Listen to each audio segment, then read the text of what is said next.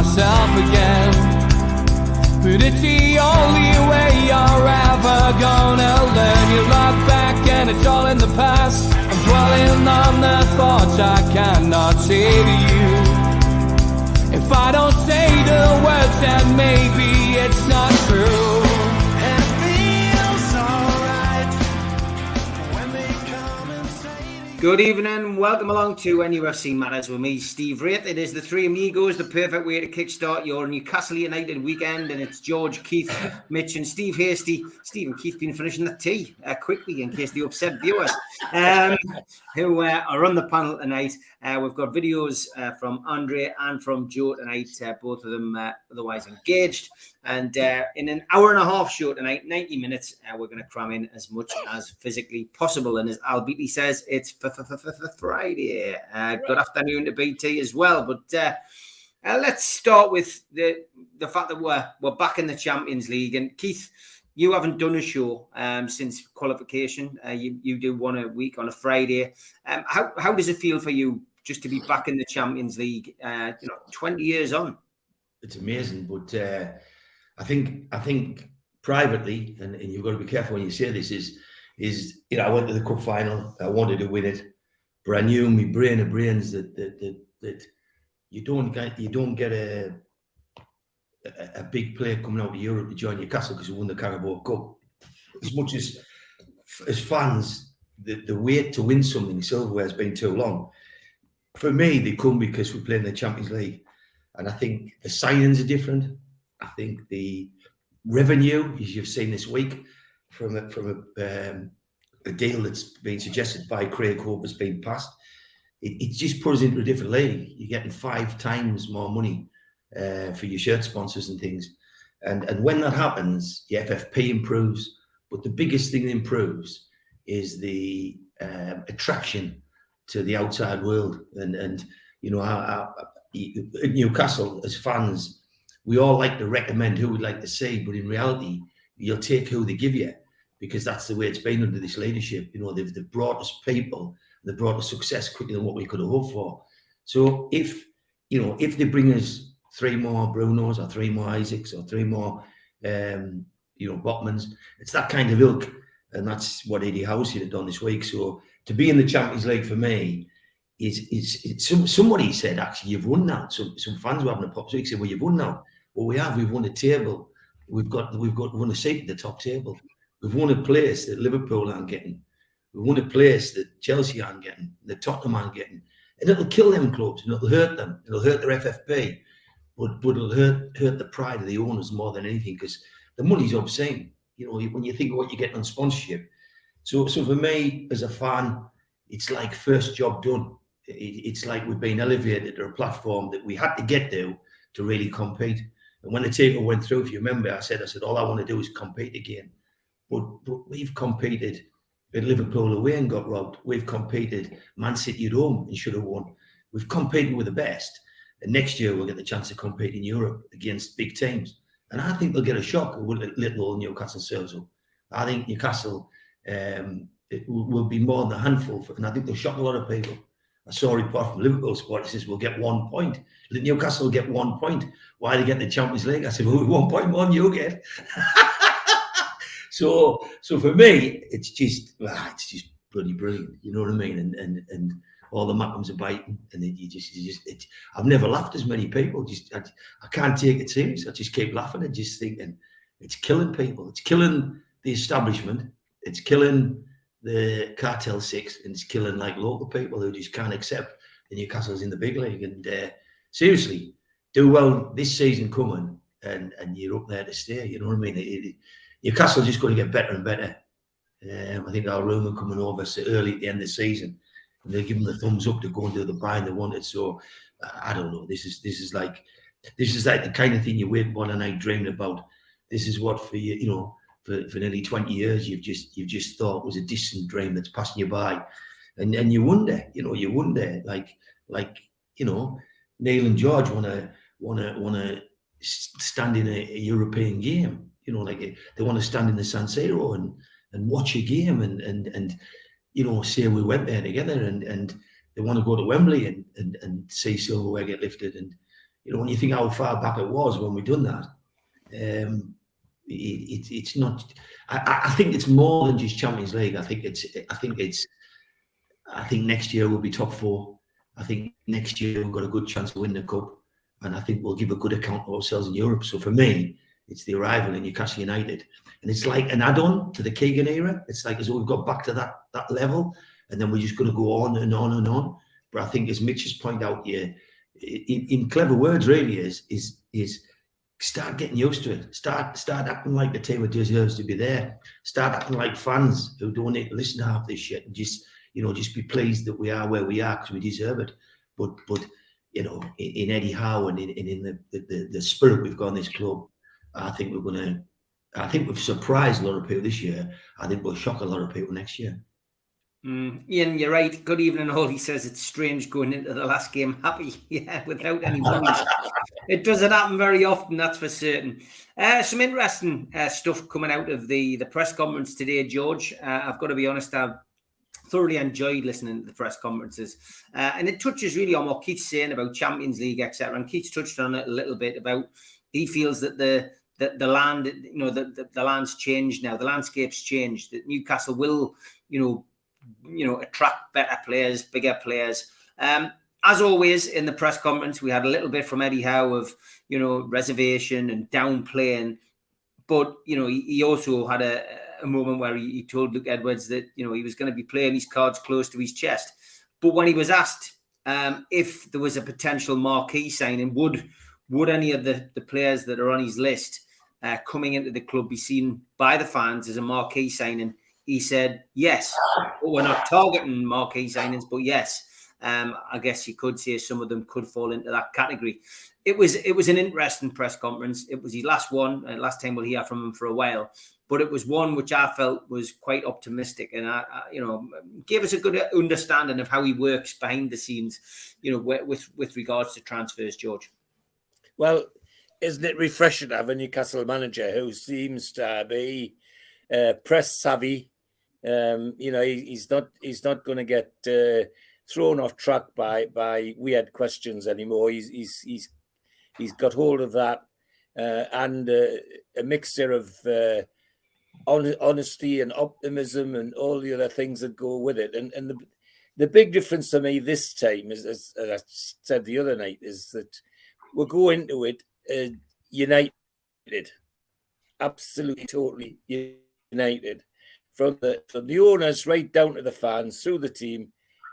When Newcastle United, and even the players, I noticed on some of the things that they're talking about is how things will change next year, and how sad it could be for some people. Well, they're accepting that Newcastle's moving forward like everybody else is, and I think that's very positive, very positive for all of it.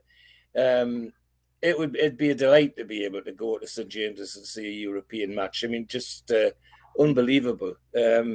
And what could be the dark horses, you know.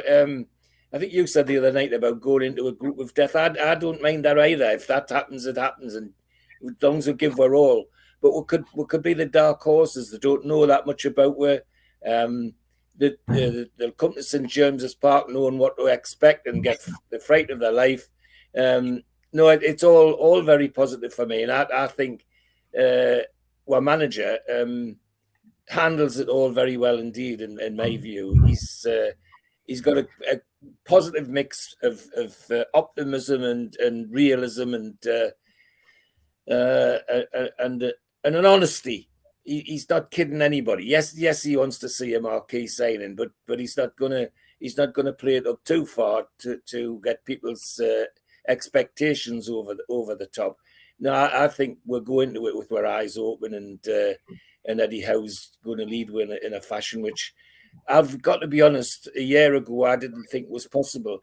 So what he did with his year off after Bournemouth, and he went away, and wherever he did then, he'd learned a lot, and he's applying it now. And I think that's all credit to him for doing that. Again, it's rubbed off on so many people, and can't wait. Steve is the honest answer. Just can't wait. It's so fascinating what's coming down the line, and the other side of it is, I think I've said it on social media this week a little bit, is that I'm loving all the jealousy from elsewhere.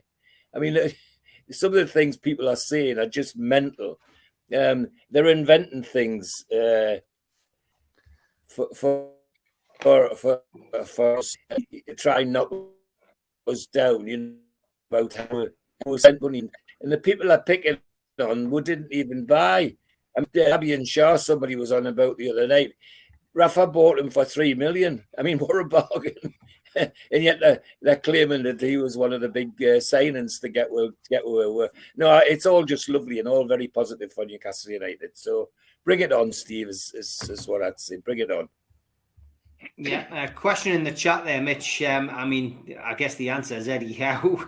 You know, none of us know how much the transfer spend's going to be, but one would imagine that it's going to be, you know, considerable, and it'll be well thought out and it'll be well spent, Mitch. Yeah, I think so. Just answer a couple of questions first. I've seen a couple come through on my Twitter.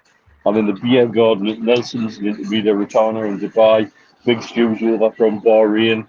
We've got a load of people in the bar there, so we may get some guest appearances, you just never know. And I'm not drinking Guinness, it's Mo Salah's Cheers, and they're very tasty. I know Mr. Ice in the chat will not like that. There may be a response in the chat. We'll have to anyway, look at my understanding was going through the big meeting that was had when the delegation was over. Was the initial chat was we've got a plan A and we've got a plan B, and it depends on what our FFP situation is going to be when we know where we're at with the income. And I think it's time to get excited. I think it's time to get excited about not marquee signings, but about a raft of sensible signings that will be able to take us to the next level. Well, we're ahead of schedule. This is the biggest free hit we could have in the Champions League going forward. We've already got people whinging, saying, "Oh, you're going to ruin the English coefficient by getting no points in the group stages and all that kind of thing." Yeah, right. Do you know what it is? There's teams in pots 3 and pots 2 and probably a couple in pot 1. They'll be looking at that draw saying, "We don't want them." Group of death? Yeah, we could be the bloody executioner. We could turn up and absolutely spoil everybody's party. We've already spoiled the Premier League's party. Let's go and kick some tables over in Europe. Why not? We've got nothing to lose. And again, I'll say it again, as fans, we need to welcome this. We need to welcome the success. And we need to learn to have maybe a little bit of swagger. Because we've earned this. We've earned this. And nobody can say they can't. And I'll reiterate something I was talking about on Twitter this week. Liverpool whinging and moaning and griping. Let's give them some credit. What they've done on their run in the Premier League doesn't happen very often. You don't get 7, 8, 9 wins on the bounce very easily in the Premier League these days, at all. And fair play, they've done that, but they've done that just to grasp at their coat tail. That shows how we've done. We've earned this, lads and lasses, and we should enjoy it to the max. And I think the club are enjoying it already. And I think the way things are going to go, I think they're going to see opportunities in terms of investment because of getting the Champions League at this stage. And they're not going to want to let it go away, are they? So here we are. We've already spoiled a couple of parties. Let's spoil some more next season. Enjoy the bloody thing while we do. Definitely. Yeah. Benny, you're right. Eddie said 2 to 3 players to come in his press conference, maybe just a means of underplaying the situation, not unsettling the current squad. Surely we need a couple more. Steve, yeah, I mean, we've discussed this week the Champions League. We've seen each other as well face to face, and yeah, it's great. It's great to hear that, you know, there will be maybe a marquee signing amongst these signings coming in, but it's definitely changed the goalpost, Steve, hasn't it? Oh yeah, absolutely. Keith said before that he thinks that getting into Champions League puts us in a different league. And I was going to say, yeah, mate, it's called the Champions League. That's the league we're going to be in. It's fantastic. You know, I mean, this is what that squad of players have done. And they're the ones, alongside Eddie Howe, have got to be praised because it's been a fantastic achievement. Look at them 3 reprobates. Dear me, what's going on there? Got Mr. Penman. We've got Ian's brother Trevor here. Oh, Trevor. Hi, lads. Keep him quiet. That'll be a first. That'll be a first. For him, marquee signings he mentioned. You know what? As Eddie said, it might not be marquee signings, but I tell you what, they're going to be a family-sized tent signing. That's what they're going to be. It's going to be this quality going to come into this squad, and that's what it's all about. Because the competition in our squad is going to be fierce, and pre-season training is going to be fierce as well for some of them. So I hope they don't overdo the celebrations over the close season, because you can guarantee that Eddie Howe will have them working twice as hard as he did at the start of last season in the pre-season games. It's what the club deserves. It's what the owners deserve. It's what the fans deserve for the way that first of all the owners have gone about their business over the last 18 months. And it's also the fans who have got behind not only the board and the management team, but the players, and the way that the both sides of it have integrated. It's been remarkable. It's been a remarkable changeover since the dark days of Mr. Ashley. And this is what happens when you all work together. You don't go around criticizing each other. You don't go around looking for problems that aren't there and creating problems for the sake of it. This has galvanized the club. It's galvanized the city. It's galvanized the fan base, and we're going to go places. I think we'll surprise an awful lot of people when we get into the Champions League. I think clubs will be looking forward to coming to St James's Park. I think the TV companies will be relishing the evenings that they're going to be having on a Tuesday and a Wednesday night up until Christmas. And let's hope it goes beyond Christmas. Let's hope we're in the Champions League next round.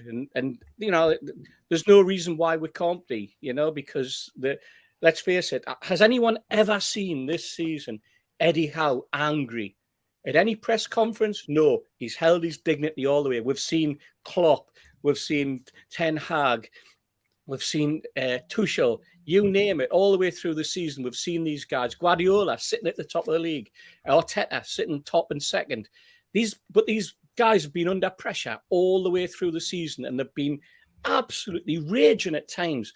Eddie Howe, even when the decisions went against us, has never, ever been anything other than calm and sensible. And I think it's also reflected in the squad as well. And everybody talks about Kieran Trippier.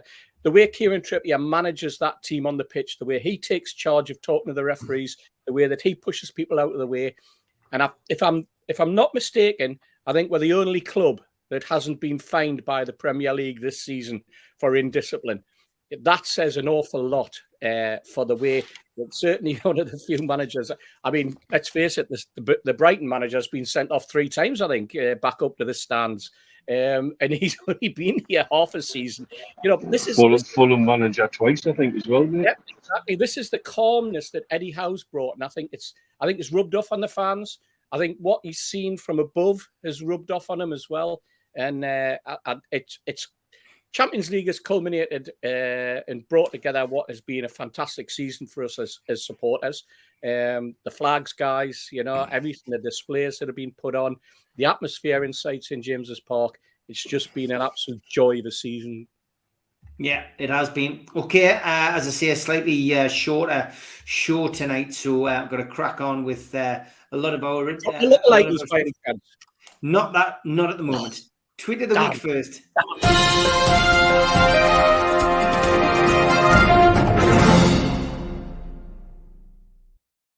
I've always got to do tweet of the week first because it has to clear the way for all these animals.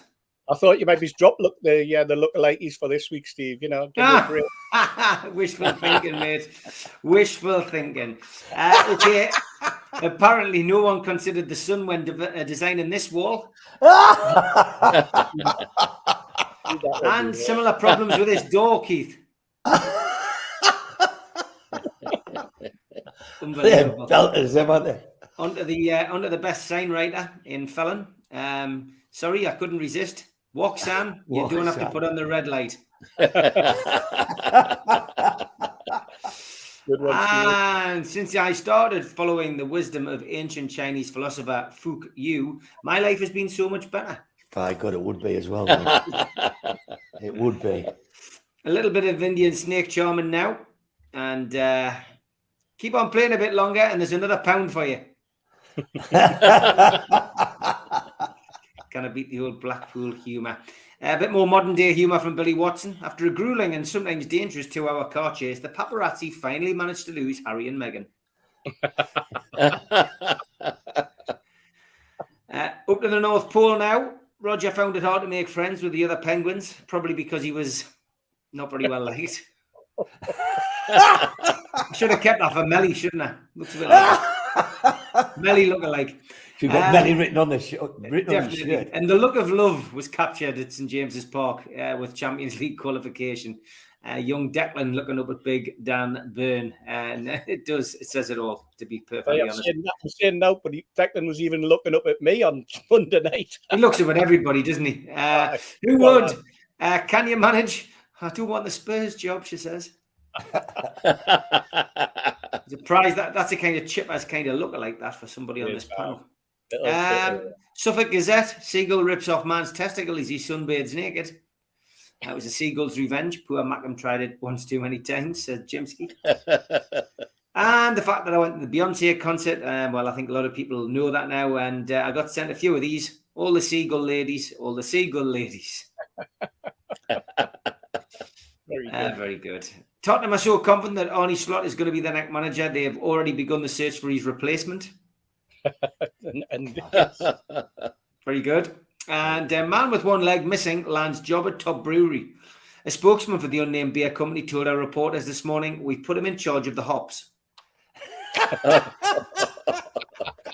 Oh dear. And that's when I knew she was the one, said Billy. What a woman. Quality. That's impressive. Manager of the month, Paul from Tune Review, came up with this little beauty. Beauty. Manager of the season, you have a few different Eddie Howe's in different disguises. For those of you with no sight, George, it's definitely worth seeing. Sam Green, until Liverpool scores, the board going up on the sidelines at Anfield. And Ben Spratt, Newcastle wasting time in games they're not even playing in now. #cheats. Well done, Ben. Toon Polls features a bit this week. 75 minutes gone of a crucial game to secure Champions League football at St James's Park is tense, nervy. My dad turns to me and says, "What's that Philip Schofield done like?" Absolutely deck me that. Simon Blows. Newcastle United have set a new record tonight. They have achieved the lowest number of losses in top flight season this season, regardless of what happens in the last two games in 131 years of existence. It has been a miracle season. I think would agree, Simon. Some great stats coming out of this season, to be perfectly honest. Chris says he might come off Twitter when the transfer window opens. My feed is just going to be breaking news. Everyone and their granny linked with a sensational move to Newcastle. Yep. And Frank, it's absolutely heartbreaking that after being up there through our lowest of lows, that this little fella won't be with us tonight. Of course, it's the Gallagher pigeon that was removed from the Gallagher when the takeover went through, missing out on the Champions League. Arsenal lost against Nottingham Forest purposely, so the Man City will be given a guard of honour by £600 million Chelsea. And most days spent at the top of the Premier League table without winning the title. Arsenal. Newcastle in 95-96, but Arsenal, it's one for Arsenal, not 2002, 2003, and 2007, 2008. So Newcastle aren't the ones who blew it all the time. Toon Polls again, not going to lie, I can't wait for Jason Tindall to tell the ref that Real Madrid have 12 men on the pitch when it's 0-0 after 83 minutes at the Bernabeu. A little song to celebrate. Victory against Leicester, and this could be Rotterdam or anywhere, Liverpool or Rome. Geordie's on the continent, Mackham's staying at home. Stay at home. Go on, George. Hey, we've got a double act. Look at one of them Simon Cowell shows.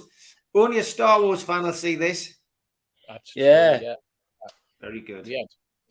Weird, kind of hasty lookalike.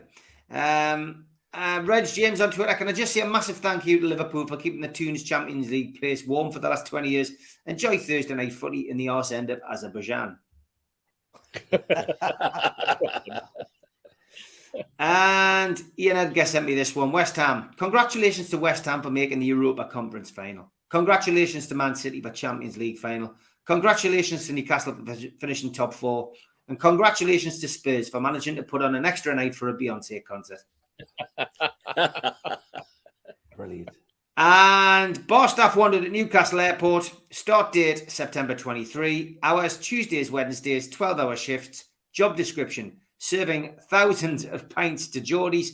Essential: must be able to tolerate football chants. Desired: knowledge of Champions League and can pour 5 to 8 pints at once. A few people are putting in for that job. And how times have changed, lads. Went to the moon, took 5 photos. Went to toilet, took 37 photos. Great stuff. Thanks as always to Zara for sending in hers, and to everybody else who sends in their tweets of the week. Got a few extra left over, which will have to go into next week's.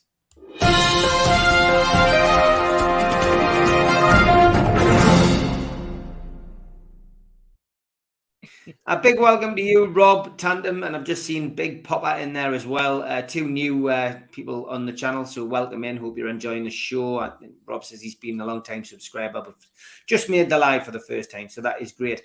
Any updates on this one? I'm not sure whether you heard this. Aaron Lewis says, what's the panel's opinions on Liam Kennedy's sponsorship tease this week? On the show yesterday, lads, he did drop a little bombshell, but then didn't let it drop all the way. Something to do with different types of sponsorship coming in, different teams. I was left scratching my head, as were most of the viewers.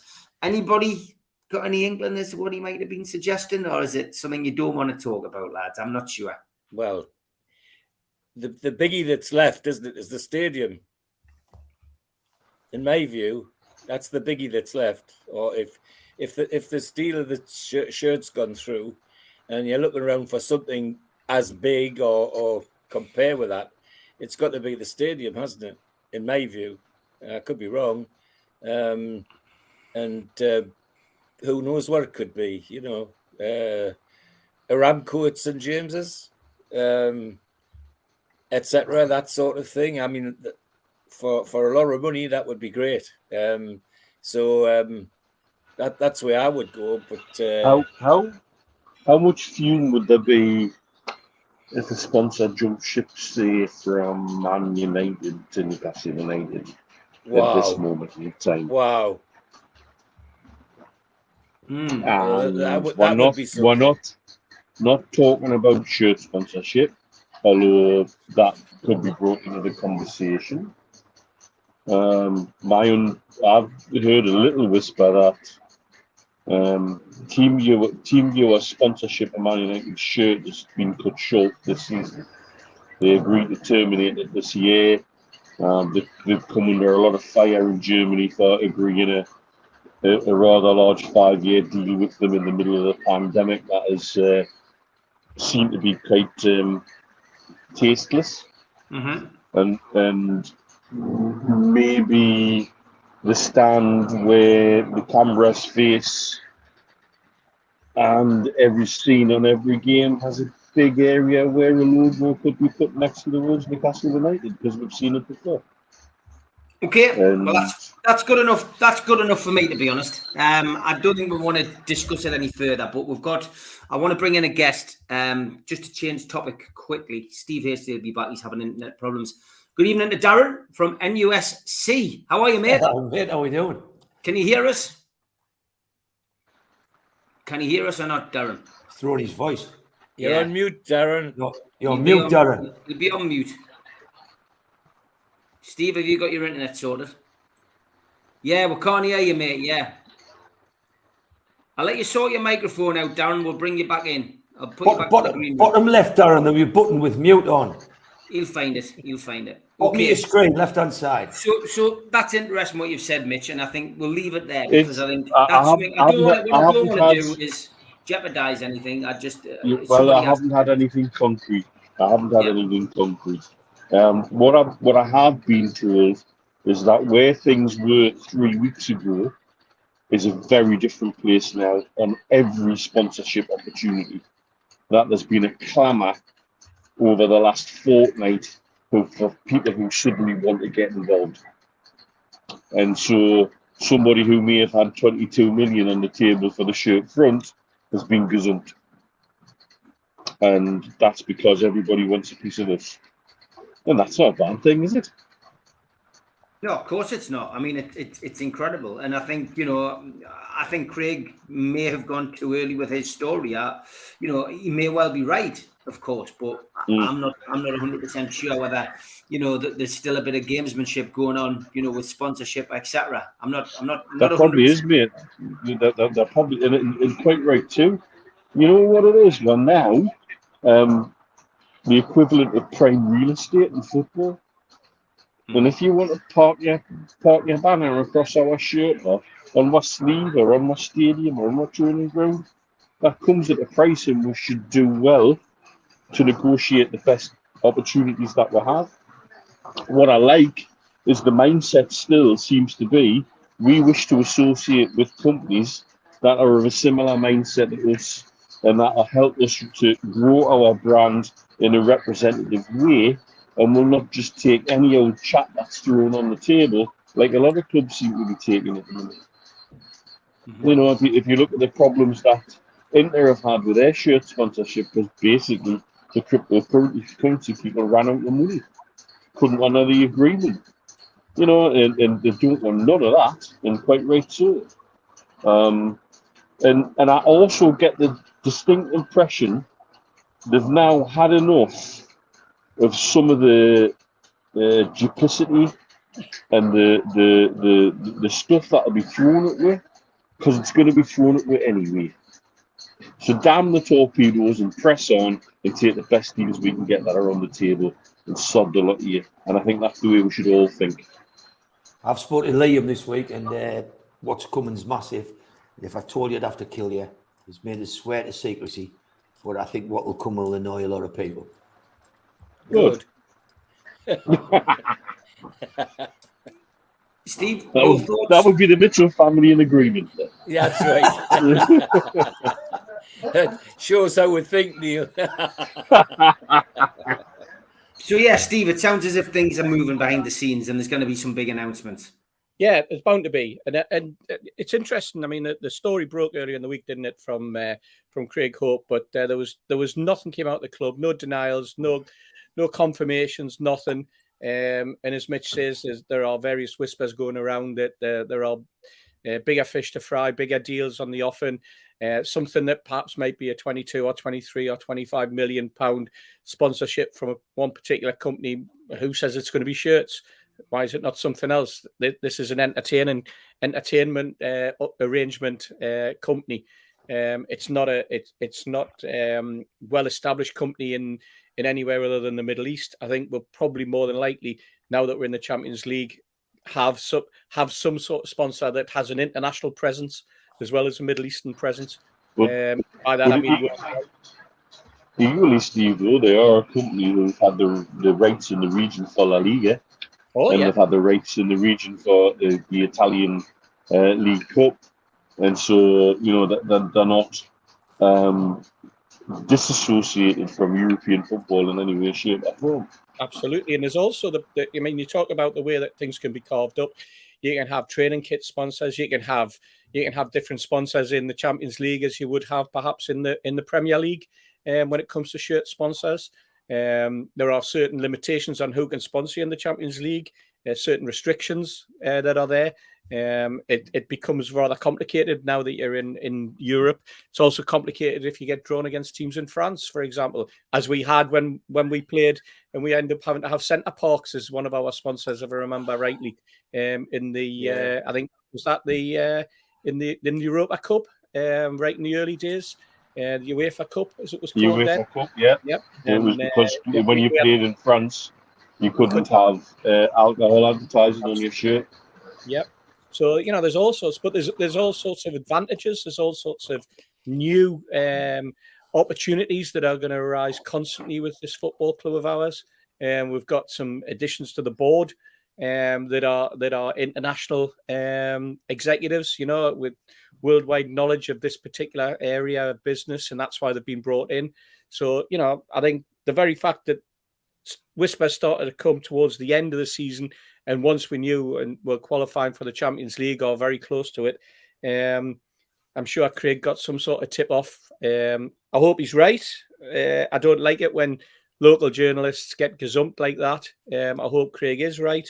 But Craig will be the last person to worry if something else changes. And he's a big lad. He's a strong lad. He can take it. But I'm sure his sources were quite reliable at the time. But as you said, Mitch, things move on very, very quickly now in Newcastle United.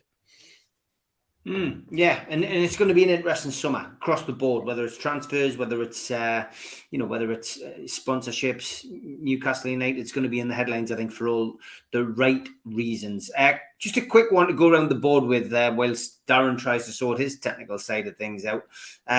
Coventry or Luton? Who's going to come up, George? Well, I would like Coventry to come up if I'm honest. They have a bit of history. And it would be nice to see them back in the top league. Okay, Keith? Massively. Just only one team. The team who put the Mackhams out. It's got to be Luton, just for what they did. So I'll be shouting for Luton that day. Like anybody who beats the Mackhams is a friend of mine. Steve? Well, I'll stick my hand up here and say I was actually at the playoff first leg against Luton, and they were shocking. They were absolutely shocking. The second half, especially, but Sunderland were shocking as well. By the way, it wasn't a very good game. I couldn't watch the second half. Actually, I left. I went and sat and had a cup of coffee. But for me, Coventry. Okay. What about you, Mitch? Coventry have been dragged through the mire, gone through multiple ownership changes. There's a fan base that had to dig the club out the shit on more than one occasion. They now are in a daft situation where they don't run their ground, and they're paying rent to Mike Ashley of all bloody people. And Richard Keys is a fan. Richard Keys is a fan. Why would you want Coventry to come up? What? But I would, because their fans are all right. They've been dragged through the mire, mate. One of them. Their real fans have. Not hairy hands, dear God. You can stick to being tarmac and do it, man. Don't the Mackhams hate Coventry? Isn't there a video of somebody shouting them Jimmy Hill's statue? I'm starting to swear now. It's because they got the you managed to get a kickoff delayed, so they knew what result they needed, and they got the Mackhams relegated. And there was a video. There was a video of a Mackham swearing at Jimmy Hill's statue. That's right. All right then, Coventry. I'm with you. There we go. That's it. We've changed his name. There you go. All right, Darren's still struggling with his technology. It's time for the DMS.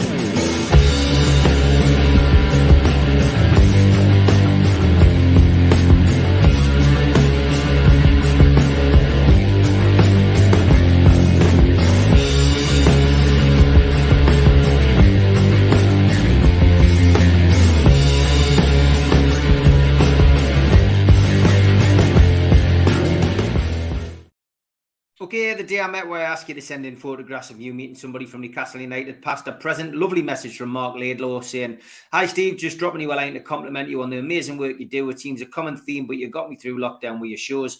NUFC Matters has now become a part of my life. Weekend starts with the three Amigos and I listen to all the various shows. Normally on my runs. I've sometimes passed you while listening. Keep up the good work. It's such a help to us long-suffering fans." Thank you very much, mate. And he sent in these wonderful photographs. One with Nobby Solano. Brilliant. And one with a Newcastle United fan, Steve Harmison, the Asherton Express. Yeah. Brilliant. Thank you very much for that. And we did have another message from Mark Slavin on Twitter. He says, no photo for the day I met Steve Wraith, but I've just helped Sir John Hall with a bag of dog food in Costco. He said, "Thank you, young man," which I haven't heard for a while, as I'm 49. Brilliant. Too busy carrying his dog food to get a photo. Anyway, if you've got a photo of yourself meeting somebody from Newcastle United, ping them into us at the day I met in UFC Matters, and we'll feature on the show.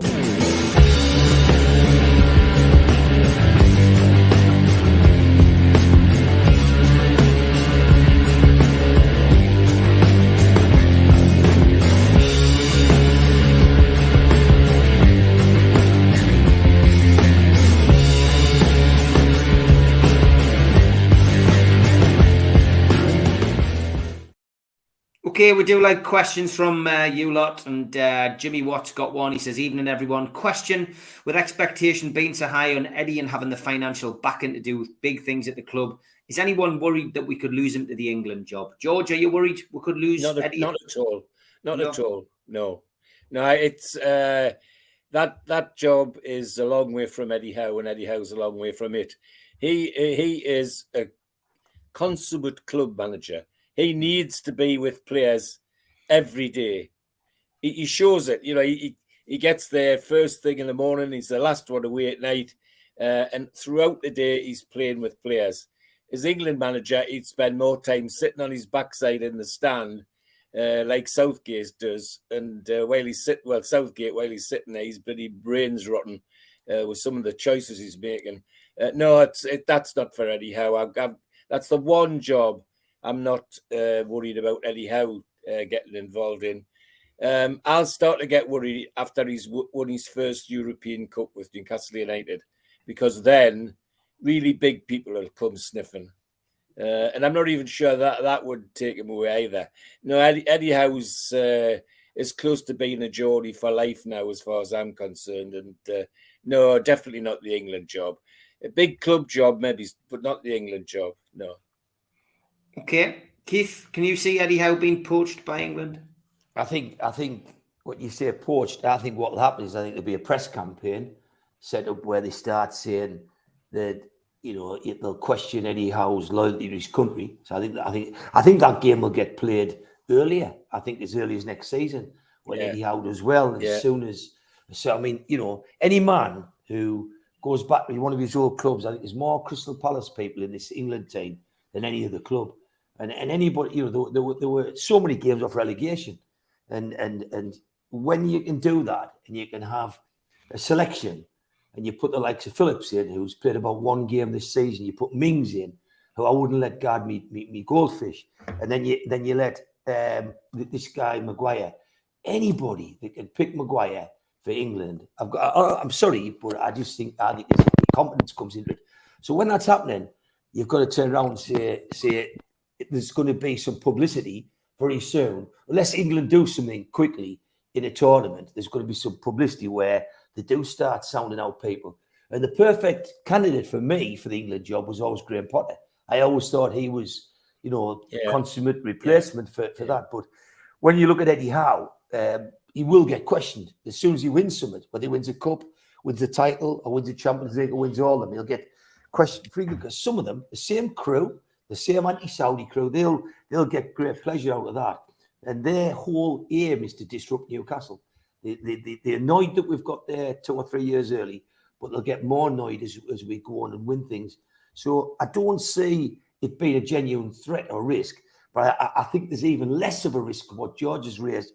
George has talked about an Inter Milan or a Real Madrid or a Barcelona. I don't see any of them with the debts they carry in. The 3 clubs I mentioned there are all hugely in financial, sort of tightness. Tightness, I suppose, is a better word than saying, in the shit. But when you look at these clubs, what are they going to give Eddie Howe than PIF can they give? Because the only thing they're going to give Eddie Howe they hasn't got now is restrictions. And so I don't see any club coming in. In terms of England, there's only one club, like on paper to me, that's bigger in the Championship, in the Premier League now, and that's Man City. They're the only team that we look up to and envy because of what they've done and what they've created and the model they've got. But Newcastle are following that model with the biggest pot of gold you've got. So why could you imagine going into something that Guardiola's run incredibly well and won, say, 5 leagues out of 6, or going to Newcastle and being the man who won the first 3 premierships? So for me, I look at it and I think myself, no man's going to leave this. This is the biggest club opportunity, the biggest current venture in football planet.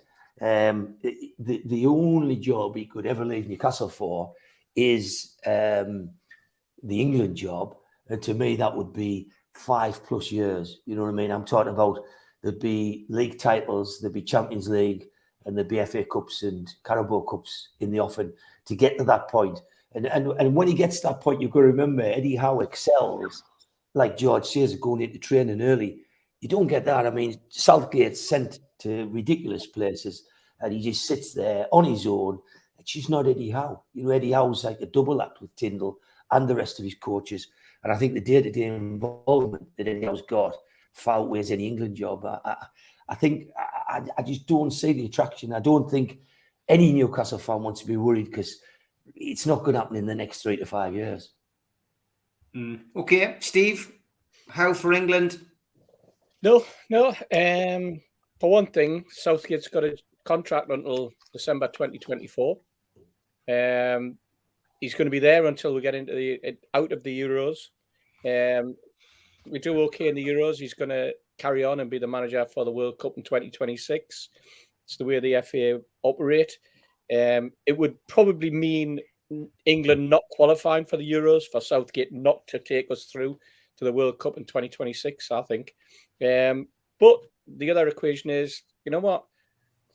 I wonder if the first big signing of the summer will be Eddie Howe on an extended contract with a nice little or big release clause put in his contract that says if England come calling, it's 20 million, 25 million. That's the buyout. In the same way as Tottenham fell foul when they tried to buy the Feyenoord manager, thinking he had a contract for 6 million and it turned out to be 15. Let's put the same sort of restriction on Eddie Howe. Let's give him a decent pay rise. Let's give him an extended contract. But let's also stick in a penalty clause that says if England come calling, that's how much it'll cost. Jobs are good. The pressure's on Eddie Howe. There's no question about that. You know, he's going to have to do well next season. But I think it depends a lot on how much we spend and what the expectation is from upstairs. And you know, with the money comes pressure, and comes pressure from above as well as pressure in the dugout. But that's for Eddie Howe to manage. It's not for us to worry about. And I'm sure we'll have if we get a good start the season next season, you know, with the additions to the squad and Eddie's level-headedness and Jason Tyndall screaming in the background, keeping him worried of what's going on there, then I think all's well in Newcastle United. Yeah, certainly think so. Mitch, how he's happy, ain't he? Yeah, I'm difficult to disagree with what everybody else has said. I can't see him leaving this project when he feels like he's not done what he wants to do with it. And he seems to have that determination that he wants to see this job through. And yeah, if in 5 years' time he's won with a couple of championships and a couple of cups and he feels like he's ready for something else, then England is the logical next step. I think Steve's right. Get him on a new contract with various clauses about, well, okay, if you want to do this, if you want to do that, then that's a buyout. Why not? We do it with players, so why not do it with him? And then you come to Southgate, who is nothing but a yes man. He says he picks on form. I think the point about how many Crystal Palace players are suddenly involved is a valid one, because it's ridiculous. How can Guhai or whatever you pronounce his name and centre back for them be in that squad in front of Tomori out at AC Milan? He can't tell me he's had a better season. He can't tell me he's faced better opponents. He can't tell me he's done more than him. You know, that's a nonsense. When you get a player at Milan being awarded his stuff for his 100th appearance by Paolo Maldini, and you hear what Paolo Maldini's got to say about him, and he can't make the England squad. Joke, absolute joke, absolute joke. You've got one of the best defenders in the modern history of the game, you know, blowing smoke with his arse and saying how fantastic he is, and he can't get an England game ahead of 2 Crystal Palace defenders. Bollocks, you know. It's ridiculous. It's ridiculous. And so England has ever becomes something that I have always had a problem with England. Yes, I want to support England in tournaments. Yes, I want to be there. We're English. We're King George's men, for God's sakes. You know, we're fiercely English. We're border peoples. That's what makes the difference. But then, when you see some of the thing that goes on in our name, it gets really, really frustrating because my experience of England was always, okay, we've got a player that's getting very good and he's just been called an English. Well, he'll be sold next month, and that's my experience of it. Now, you can't tell me that Pope has said, right, let's do me hand operation now, and I'll miss out on the squad. Because he knows fine well that T-Rex is going to be picked ahead of him anyway, because Southgate picks his favourites, not on form. He claims he picks on form, but he doesn't. He picks his favourites, and he picks people who, like he is a yes man to the FA, he'll pick the people who is yes men to him and who he likes and who he's comfortable with. How can you stick with Maguire after the season he's had? The lad couldn't trap him back of bloody cement. Why Sean Longstaff don't get in? Exactly. You'll still appear in press conferences and tell the all that he picks on form. It's as bad as Bruce, who used to tell him, piss on my back and tell him it was raining. It's just as bad, and it's super frustrating because we know there's players missing out on form. Joe Willock, I reckon, is 3 inches shorter than he was when he started at the season. He's ran his legs off, and he's put effort in. He's covered miles and miles and miles, and yet can't get involved with the England squad. Doesn't seem like he's ever going to get a bloody look in. And then he'll pick some banal midfielder, or he'll pick Calvin Phillips, whose first start for Man City was this month. Madness. It doesn't make sense. I think we all should be pleased, though, shouldn't we, that Longstaff hasn't got in and that Willock hasn't got in, because that'll benefit us, because they can have a nice rest during the close season and they can come back and they're refreshed. Both carrying injuries, but I think it's a plus. And I think the other thing you've got to say about Eddie Howe is he's a man who likes stability, and I think Newcastle United can give him that stability.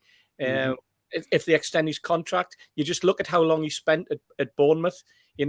He settles himself in and he just wants to go about doing his job. You could even hear that in the conversation he had today when at the press conference, when he was talking about how, yes, let's just calm it down. The 2 or 3 signings, wants to keep the squad together, wants that stability, wants to work with those players, wants to bring those players on, has ideas for using those players at various times in the season. You can see he's got the picture already, the plate's already starting to spin and they're in his head. And that's good for us. It shows that, he's not going to switch off in the close season like we are. No. He's going to be working twice as hard. And again, another plus for Newcastle United. Yeah, massive plus for Newcastle United. As I keep saying, I'm repeating myself, it's an exciting summer ahead, and just enjoy the game on Sunday. Just sit back and relax. Nothing to play for. It's very rare that kind of thing happens to our club. Okay, time for 2 Lookalike.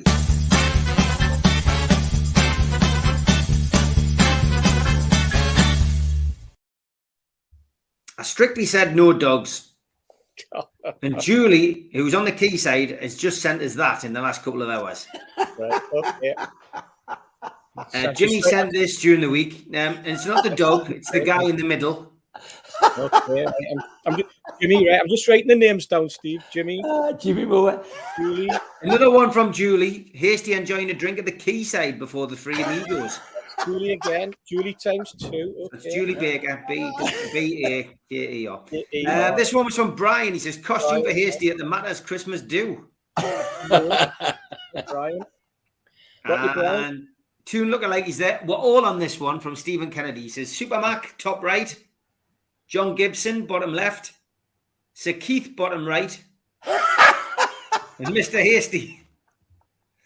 That's going to be Hasty, bottom right, surely. That's going to be Hasty, bottom right. I've never seen hair that. I'll let him off. Thanks to Lee. Lookalike is Steve Hasty with the new Epsom Derby outfit. You know what? And that's not even me. Lookalike Majestic Hasty from Jimmy Moore. That's 2 from Jimmy. Jimmy Moore. Just Majestic. Stick chippers down. Steve Hasty enjoying the sun. Right. And another one from Chippers. Steve Hasty doing his martial arts. I think Chippers and Jimmy are in competition here, aren't they? Definitely this week. This one What from the hell German is that? German to What is that? Is that a When chicken you're or something? Extra fabulous. Pigeons. What is it? Anybody know? Looks like a cat running through a bunch of pigeons, but Ah, I'm going to say it's a cat running through the pigeons. It's not. I've seen the full video. It is a pigeon with some sort of plumage. All right. There's This a word I didn't think I would use today. This one's a cloud, clearly. Steve Hasty cloud. Albert again. Aye. Get the name written down, Steve. Get the name written down. That's going to be And one for Lookalike. Hastings is a new name that we've had. Hastings. Hilly. Right. Yes. I believe he's called you Hastings. Aye. Right. Another one from Albert. That was sent by a Keith. No, it wasn't. Yes, it was. Yeah, I can tell by your face. I can It's tell by your Albert's face. one. And it was sent via you, though, from All Albert. right, then. I'm guilty as Steve- charged. Steve Hasty and Gene Wilder. Another one from Mike. Drop a minute, Steve. Keep dropping a minute. I will do, yeah. And Joe Hop, Hasty and Joe Brand. Go hop, right. Poor Joe Hey, Brown. Steve Hasty before his morning coffee. What do you mean? What, Joe Brand? Tia, me. Joe Brand's quite good, yeah. Hasty and his brother at Woodstock. From Joe Hop. Oh, dear. Your brother's getting some stick now. He is, My favourite Hasty one this week was this one. Hasty Heat Slippers. From Tom. I felt like that as well. Honestly. All right, on to some proper lookalikes. Two lookalike Rico, Lewis, and Rodrigo. Could be. So. From Keith Patterson. I didn't do them. That's Me and Albert's one. Keith, and the Chuckle Brothers. Good brothers. Very That's good. brilliant. Buramag, what's he doing outside the Spurs' ground? That's a class, right? And Buramag and Tom Hardy, which I'm sure we've had a few times, but thank Okay. you, Milburn, anyway. Jose Mourinho and Penn Badgley, and that one's from Tom Dixon. None of them look like Yeah. Mourinho. Yeah. Which one's And Mourinho? another one from Rita, That's brilliant. That. the Hulk, and Big Sam. Brilliant. Lookalike from NUFC, Geordie, Keith and John Bingham, the first Viscount Mersey, who led the Viscount inquiry Mersey. into the sinking of the Titanic. It must be I a don't- relative high. I don't mind being like compared with classy people. And Barry Evans and Miguel Delaney. From Sutton. Very sad, Miguel Delaney. Yeah, it was very sad. Wasn't it? Yeah, he's looking terrible on Twitter. Watching this video of Sven Botman, he looks like Stifler of American Pie. That's funny. There's a few said that. Lookalike Manfred Mann and Ross Gregory in his glasses. Yeah, right. Christ almighty. Pretty good. War Eddie Howe and the actor Josh Hutcherson that played Peter Mellark in the Hunger Games. Yes. Yeah. Yep. And coming up the final few. A few dogs. Jurgen on that. Klopp and Garfield. Xavi and Josh Radner. Terry Mack and Souness. Just a tash. Milburn and Botman. I don't see that, Joe. I don't like. No, me neither. And cheers for the 3 points, Agent Stato. Zarbi and Stato. He'll be ecstatic about that. Lemmy Hill and Fred West. Oh my god. Wow. Oh my God. Oh, Fred. Steve Wraith and Alf Garnett. Oh, And Mitch and Kathy Bates. Oh dear. 100% mags, I got there in the end. Dan, the lawless West Ham fan, the TV YouTuber, and a singer from Finland who was in Eurovision. Oh my god. see that? And Huey Lewis and Fabio Capello. Yep.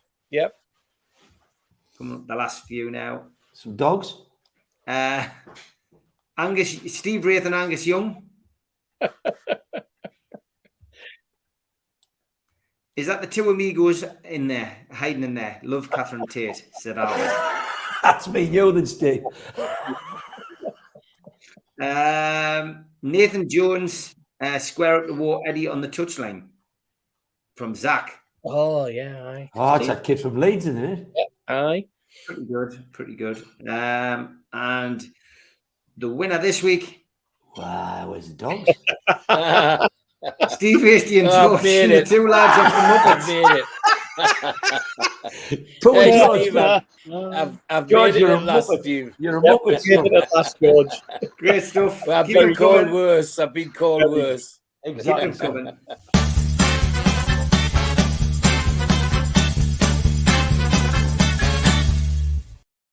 Okay, we haven't managed to get Darren on from NUFC. We'll have to try and get him on next week. But we have got Davy Craig, who's joining us. How are you, Davy?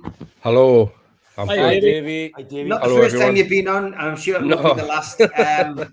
You've got a little project that you want to share with people that you've been working on, and something that's going to benefit the food bank. Yeah, I mentioned it to Steve when I had the idea a good while back, and I said I've got an idea. Instead of Winnie the Pooh, it's going to be Hinny the Pooh, and that's all I had. But I've created a few. So basically, I've started doing a raffle and an auction. So there's one on. I'll show you actually if you can see it. This one's on auction at the moment, and it's signed by Miggy Almiron. Oh, you've put that one up. That's great. And that one that's just come up there is signed by Alan Shearer, and that's for the Sam Fender gig. It's got his June the 9th top, and Fender 1 and Shearer's top because it's his favorite player. And there's a story behind EO. He's miserable because someone's pinned a black and white tail on him, because I've got one of EO here to come very soon, and it says, "Why is EO always sad, Piglet?" That's easy, because he's a Mackem. And that's signed by both Shea and Lascelles. Every single one of them is signed. I had a nightmare trying to get them signed, but I managed to get them signed. And me and Sarah met Alan Shearer the other night as well, which was fantastic. And he remembered us from when I was a kid, when we used to play football together, which I was over the moon about. You know, that was brilliant. So it was like two old mates talking, and then two fans talking about the football. It was fantastic. So there's another one I'll quickly show you, which has got St. James's Park in the back as well. That's got a number of characters. That's been signed by fantastic. 4 of the players. That one will come up. I'm going to do them on like a rolling basis. This one's been signed by Dan Byrne. I put Dan Byrne as Piglet in that one. and he signed that, and it's How Do You Spell Love? And it's NEWCESTLEUNITED. And then the other one that I got signed from Alan Shearer, I just had the idea the other day.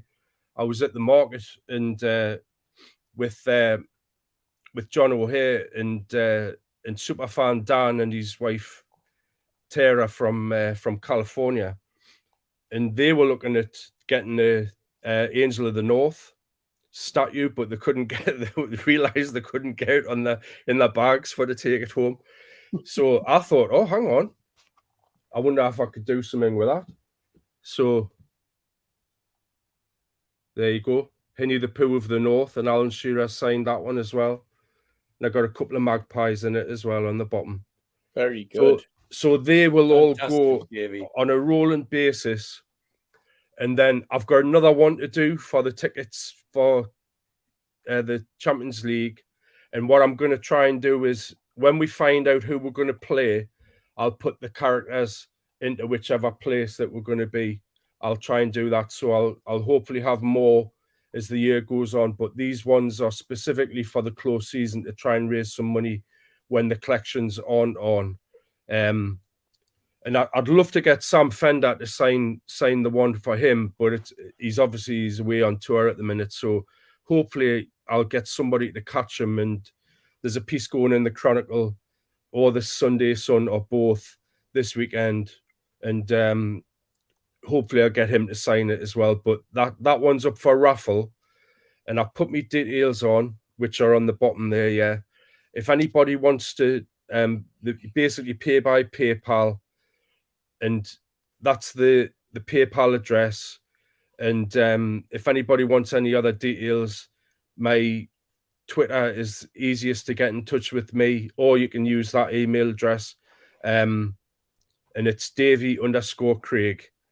And I'll give you all the details.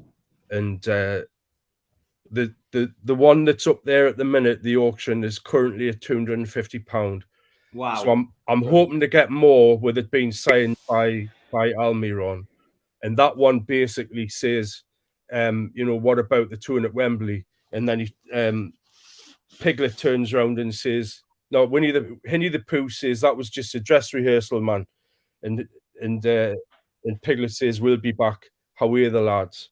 And I'm sure we will be, but fantastic, Davey. You happy with the Champions League qualification?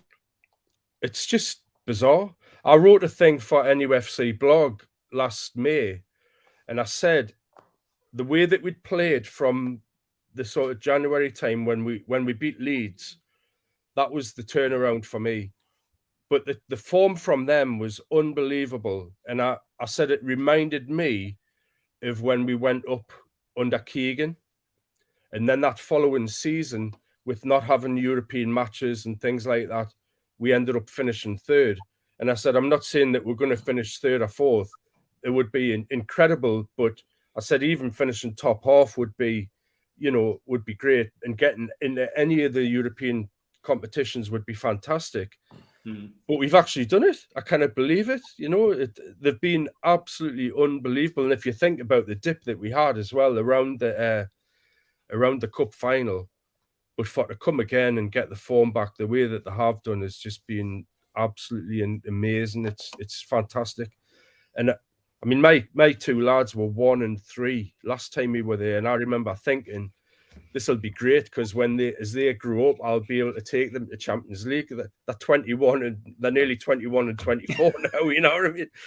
But so really looking forward to it. And everybody deserves it. All the fans, everybody at the club. It's just brilliant. Absolutely brilliant. Yeah, fantastic. Well, listen, Davey, best of luck with that.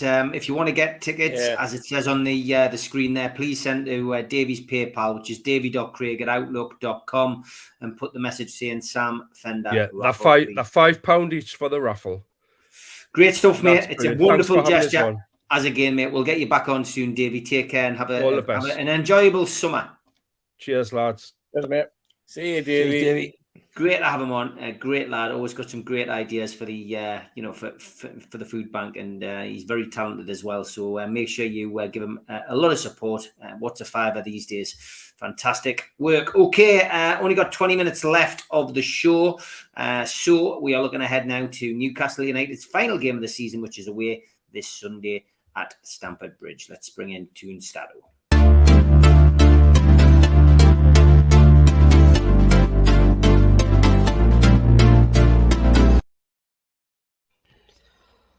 Last game of the season and last stats update for season 2022-2023. And what a season it has been.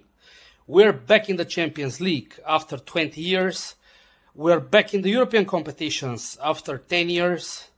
We're about to finish in top 4. We registered the season with the smallest number of defeats in the whole history of Newcastle United. So far, we have lost only 5 times in the league, and so far the record has been 8 defeats in the top flight. And even if we lose, which we know that it will not happen at Stamford Bridge, it will only be 6. So Eddie Howe has already made it down in the history books. When it comes to Stamford Bridge, the last time we did the double over Chelsea was back in season 86-87. Actually, in the Premier League, out of 27 games, we have lost 20, drawn 6, and won only once. The good omen is that our only win there was again in May. Everybody remembers it, 2012, 2-0, 2 goals by Papi Cisse, sending us into Europe for what was our last participation in European competitions at the time. Callum Wilson is 2 goals away of 20, which is his target for the season. We have several absentees, but all we know, we should be able to break the bad tradition at the Stamford Bridge. Chelsea on their own have not won at home since March against Leeds. Since then, they have 3 draws and 3 defeats. And overall, Frank Lampard, since he's been in charge in 10 games, he has 1 win, 1 draw, and 8 defeats. No better time to play this. Let's celebrate, guys, what has been a monumental season. Enjoy the game. Okay, thank you, Andre. And Andre will be back with us at the start of next season. Always good to hear his opinions and his stats, and hope him and his family have a wonderful summer. Okay, on to Tune Tipster now.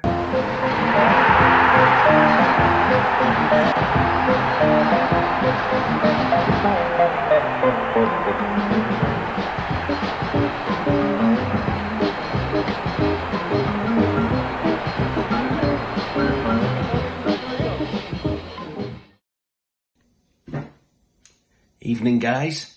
Tipster here. Europe ready.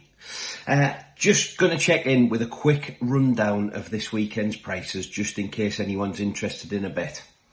If you do fancy a couple of quid on our nothing game on Sunday, we are favourites to finish the season off with a win against the Chelsea side that, let's be honest, gave up in about September. There is value, though, in the draw, which is coming in at 5-2. So I think I'll have a little sniff of that one. In the big games at the bottom, Everton are huge favourites to beat Bournemouth at home. Mind you, the bookies have also got Leicester favourites to beat West Ham. Unfortunately, though, for our mate Big Sam, he doesn't have a chance. The bookies have got Leeds down, out and beat. Everton are favourites to stay up. Looking to replace Leeds next season in the Premier League are Luton or Coventry, who'll face off in the big game at Wembley tomorrow. Luton are clear favourites to join the elite at 29-20. It's 11-5 for Coventry and 2-1 for the draw after 90 minutes. 9-1 if you think it'll go all the way to penalty kicks. As for next season, I just thought I'd let you know, get in early. 11-1 for Newcastle to win the league and just under evens to repeat the top 4 finish of this season. And interestingly on that one, that does include us being favourites above Chelsea and Tottenham Hotspur. Enough of that rubbish though for 1 year. Super 6 is where it's at. And with 1 round to go, the title race is electric. Jack Railton stays top of the table on 4-8-7, 5 points clear of Andy Embleton, with Rowan Bauer on 4-8-1. Steve Wilkinson is the top matters predictor, and he won't be caught by me or Pato. So it's good to know that there's someone on this channel, at least someone, who knows exactly what they're talking about. It's also really tight for May's Manager of the Month, with Ryan Martin leading the way with 1 point clear of the rest. So good luck everyone if you're playing Super 6. Don't forget there's 500 quid up there for the winner. So fingers crossed for you all. Watch your money this weekend, guys. Please gamble safely. And I'll see you in Madrid. Thanks, Joe, as well. Looking forward to seeing you in a couple of weeks' time. He's off to see Harry Styles over the weekend. Gets me out of the whole Beyonce thing, I'm sure, that, lads. Anyway, I said I wouldn't say anything. Oh. Okay, Newcastle play Chelsea. What's your feelings, George? We know that Joe Linton is already sunning it up in Lisbon. He won't be playing. He's out. Manquillo's out, but that's not a massive, problem for us. He gave an impression that Bruno will play tomorrow. I think Trippier will be playing tomorrow as well. Newcastle will still have a strong enough team out, and Chelsea are at 6s and 7s at the moment, George. So one would imagine Eddie Howe will want to win this game on Sunday. And I've been in confident mood all the time this run-in, and I've got no less confidence about this one. I think we'll win 2-0 and bring 3 points back. And I'm not, whoever he puts in, I think we've got enough on the bench to beat Chelsea the way they're playing at the moment. Against Manchester United the other night, they were abysmal, absolutely abysmal. Shocking for a team of that standing. And I think we'll catch them again with our trousers down well and truly. So I'm going for 2-0 Newcastle. Okay, 2-0 Newcastle. Keith, you was confident about this game? I am. I think when you look at the game of the night, I talked to Johnny Allen through the game, and he thought that Chelsea played well enough to win it. He thought Man United were really lucky, but he felt that Chelsea, certainly the first half, were all over them, but just couldn't score. So I think they are coming back to a better side. I've seen them. When you hear the stats that start up or forward, like Lampard's record, drawn 2. I think he's 1-1, lost 8 or something. It sounds horrendous, but I think they have got some decent players. I think they are come back. Take Joe Linton out the team. Willock's out. There'll be other people I think they'll miss out. He's talking about starting some kids as well, and I think it'll be tougher than maybe what we think. It's at Chelsea. I think some of their players will be playing to be away. I think some of them will be playing for a contract. I think the new manager will be watching what happens. So I think it'll be a tighter game. I think it'll be Chelsea 1, Newcastle 2. But I'll be happy with that. The reason I'm saying that is because I think Fulham, after the hassle they had in the semi-final against Man United and the Mitrovic send-off, I think Fulham will get a result. I think they'll get at least a draw against Man United. So I think if we win it, we'll finish 3rd place. That's why I'd love to win the game on Sunday. Okay, yeah. What about you, Steve? You know what? I listened to Hawksby and Jacobs this afternoon, and I listened to Andy Jacobs, and he was talking about Chelsea. Big Chelsea fan, obviously. And, since Christmas, he's done nothing but have a pop at his team, quite rightly. And I feel for him in a way. Someone probably same age, slightly older than me, who's been following his club, year in, year out. But he said he felt guilty because he wasn't going to go at the match on Sunday. He had made a commitment, and he said to his son, "I'm sorry, we're not going to go." His son must be in his 40s, and his son said, "Don't feel sorry, Dad." He says, "If you went to the theatre," he says, "and somebody forgot the lines," he says, "you'd go scatty." He says, "and if you went to a concert and the singer forgot how to sing and forgot the words, you go scatty." He says, "So don't feel guilty about not going to Chelsea." He says, "because this lot have forgotten how to play." He says, "They've been absolutely abysmal all season. It's disgusting." And it is for the amount of money that they've been paid. The whole attitude that there's something rotten at Chelsea at the moment. And you know what? It brings a smile to your face. It really does. And I know that's some sort of feeling, but it does. It brings a big smile to your face to think that Chelsea are in such dire straits and in such a mess at the moment. And it's what? I feel for the Newcastle fans going down there, because they're gonna spend most of their time laughing at Chelsea, and it's not right. They should be going down there worried. They should be going there. This is Chelsea that they're going down last game of the season, but they're going to go down. They're going to party. They're going to be on Darren's boat. It's going to be fantastic for them. They're going to have a great time.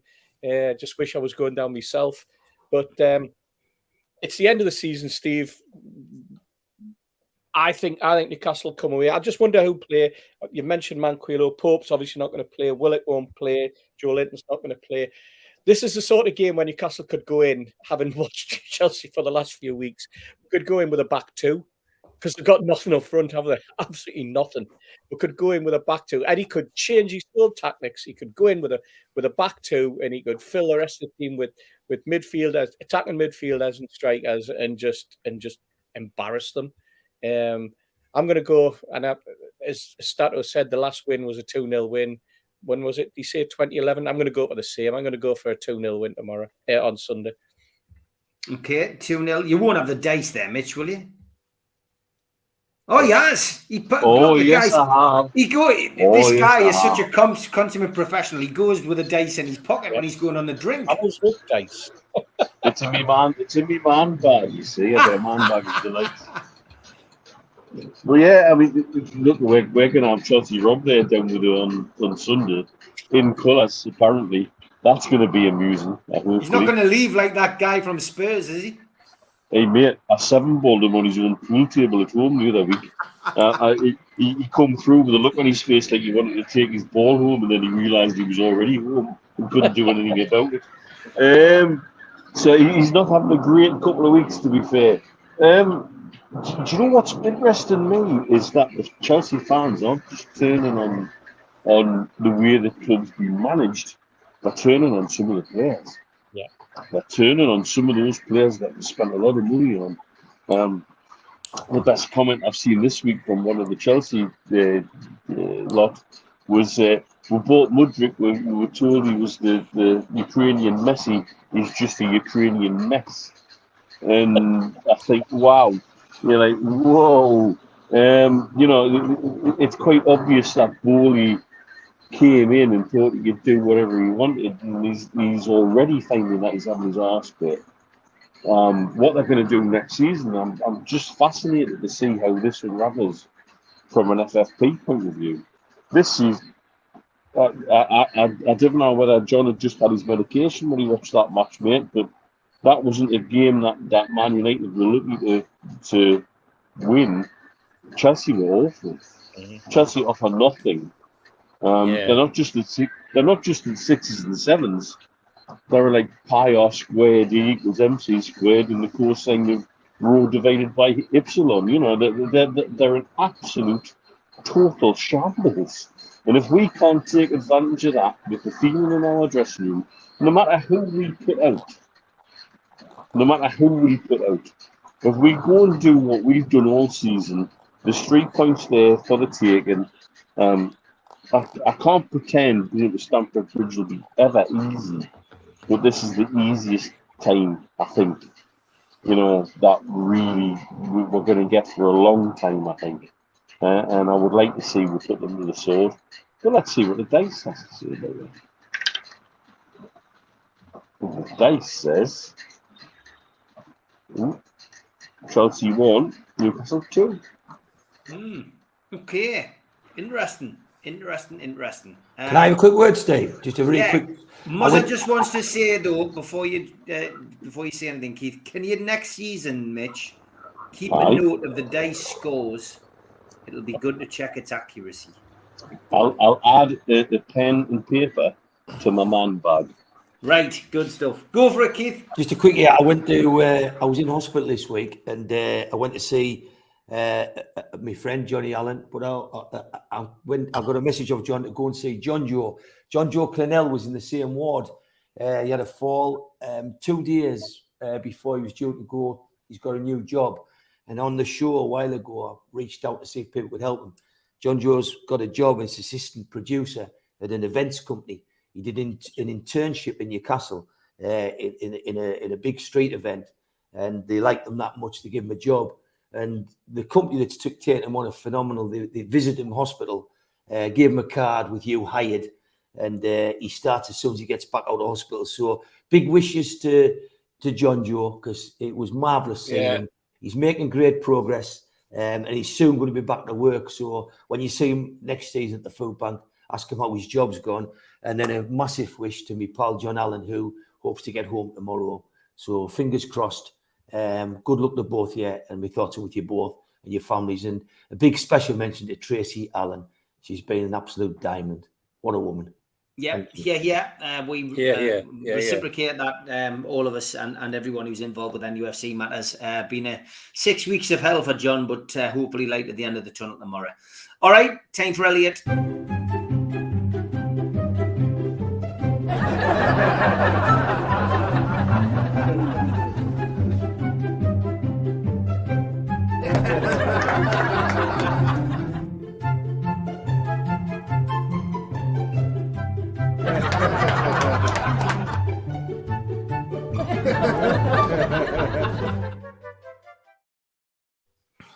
Being a waiter isn't the most glamorous job, but it puts food on the table.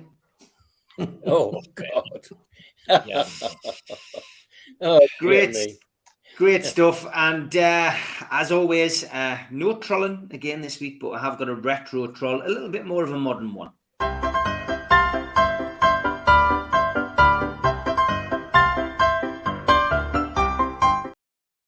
Bald Tory nuns. No. Who tries to make everything about themselves, says KP, not Keith Patterson. Option 1, Steve Wraith, no hair. Option 2, bald Steve Wraith. Please vote in comments. He copied in Toon Polls, who I'm pleased to say didn't run the poll. Thank you, Toon Polls, for that.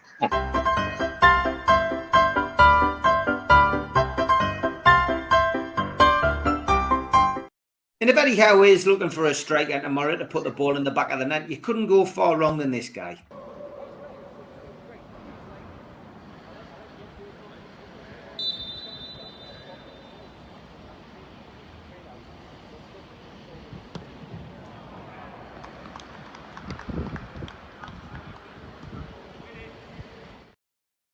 Liam Kennedy needs to improve that celebration, doesn't he? Yeah. Definitely. Penalty at the Gallagher end, but he needs to improve the celebration, definitely. Penalty, though. Good penalty. It's good penalty, aye. Hey, you trust him in a penalty shootout, nerves of steel, the lad.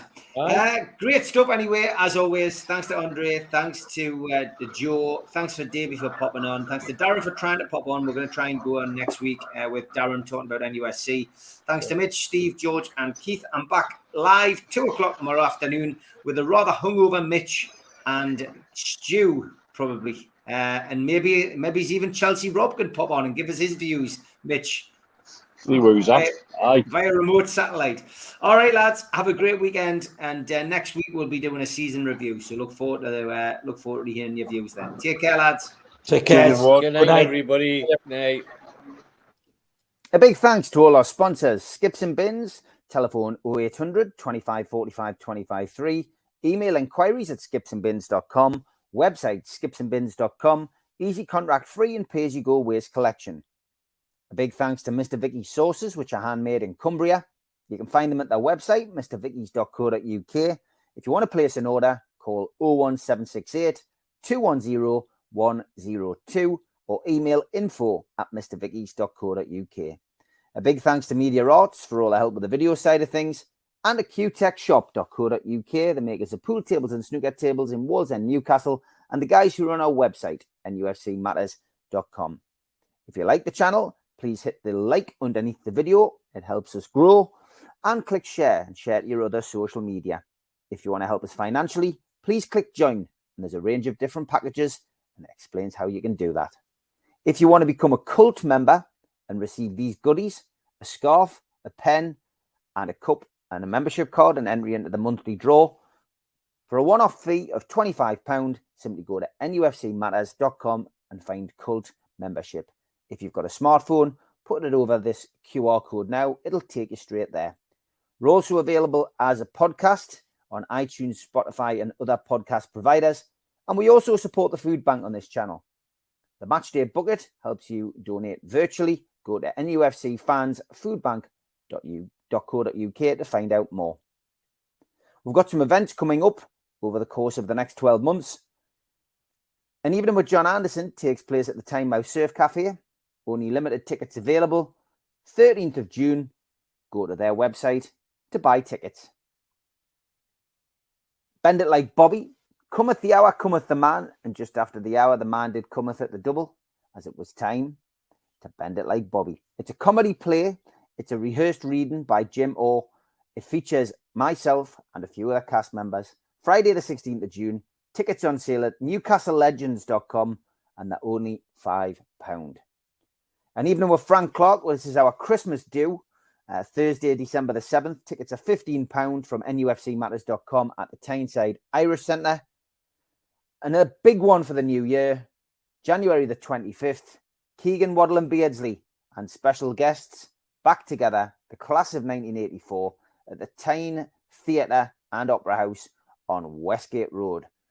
Tickets available direct from the venue. If you like t-shirts and you want a few for the summer, get yourself to nufcmatters.com. The Isaac t-shirt is proven very popular.